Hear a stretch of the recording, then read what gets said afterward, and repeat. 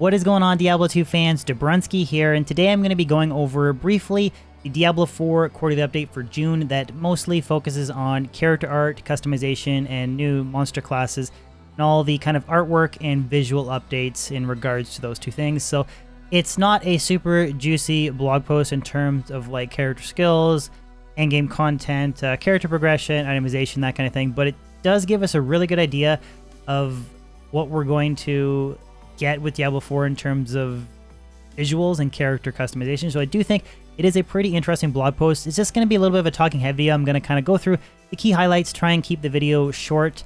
So if you guys want to minimize it and just listen along while you're playing a video game or whatever, feel free to do so. So one of the first things that caught my attention right away is this little sentence here from Luis Barriga right at the intro of the blog post. And it says that their emphasis is to make sure that each class has its own unique feel and is instantly recognizable. This is something that Diablo 2, I think, does very well. I mean, instantly can recognize the difference between a barbarian, sorceress, Amazon, and you kind of have that inherent different gameplay associated with the visuals of those different character classes. And the fact that they're trying to really emphasize that moving forward in Diablo 4, I think is a really good thing. Next up, we have a picture of Lilith here. Now, the amazing thing here is that this is not just a pre-rendered cinematic. This is actually rendered with the in-game Diablo 4 engine. So a lot of typical cutscenes with video games, like you're playing along in-game and then it cuts and then it's a pre-rendered cinematic, and it cuts, then you're back to the game again.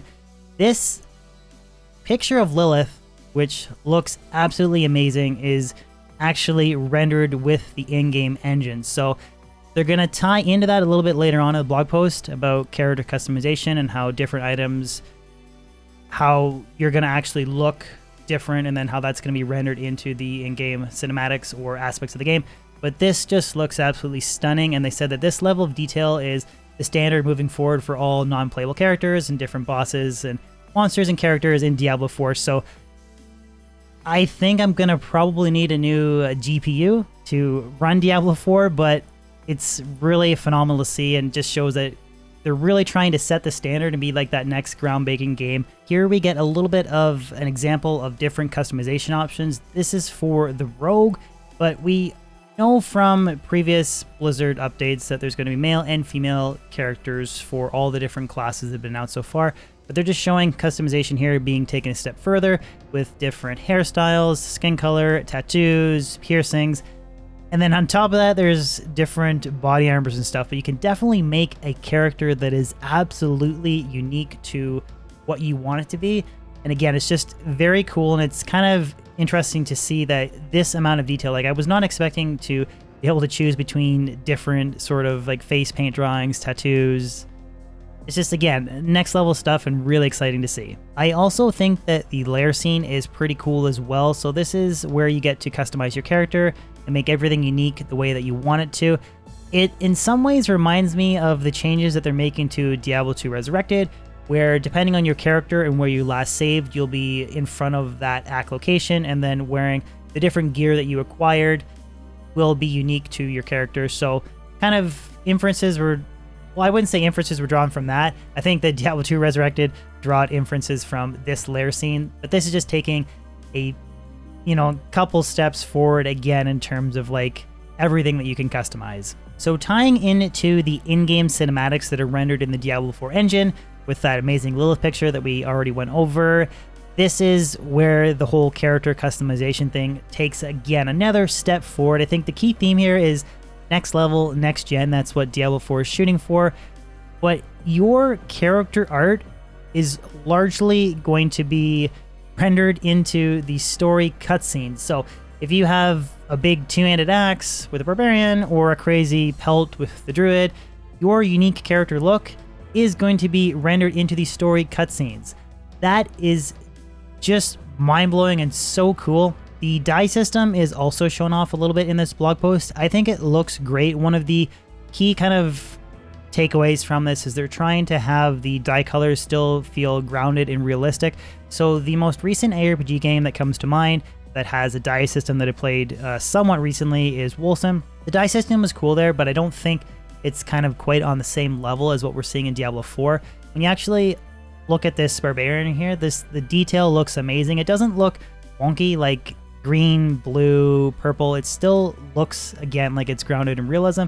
Just the shades and shine of the body armor, the leather, the material, it looks mind-blowing.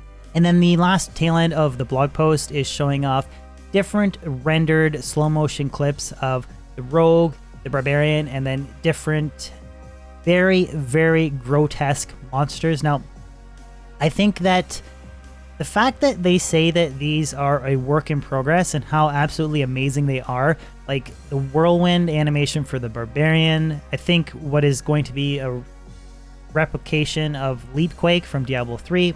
The Blood Bishop, super gory, super realistic, just very, very unique take on a disgusting monster type for Diablo 4. The Skeleton Lord looks phenomenal as well. Undead monsters, I think, are probably more creepy to me than demons, and I think that they absolutely nailed it with the look of the Skeleton Lord. The spider spawn monster is absolutely disgusting. This bloated corpse with a spider kind of half sucked into it, eating it or controlling it or whatever, looks very, very disgusting. Disgusting in a good way. Of all of the monsters that are shown in this blog post, I think that the succubus is the coolest. Probably just because it is a prevalent monster in Diablo 2, and it's really cool to see it sort of rendered with the best capable technologies in Diablo 4. It's just a really cool throwback to Diablo 2. And then lastly is this disgusting rendered animation showing different fur, bone, and flesh and blood visuals and how they react to different lighting. Nobody can say from these visual animations that Diablo 4 has not gone the correct direction, I think, in terms of like blood and gore and disgustingness. It is gonna be a graphic, dark, dank game, and I'm super excited to play it. Well guys, there you have it. That wraps up today's video. I know I was a little late on it, but hopefully you guys enjoyed it. I tried to compress it as much as I could. So let me know in the comment section below if you guys do enjoy these updates with Diablo 4, because I'm going to, or at least the plan is to continue to make them if you guys are enjoying that content. And as always, if you guys could throw a like on this video, share it, and even consider subscribing if you're new to my channel. I post new weekly content on YouTube, and I do stream twice a week on Twitch. So if you follow on Twitch or sub on YouTube would be amazing. Other than that, guys, hope you have a fan-frickin-tastic day, and I'll catch you on my next video or live stream. Peace out.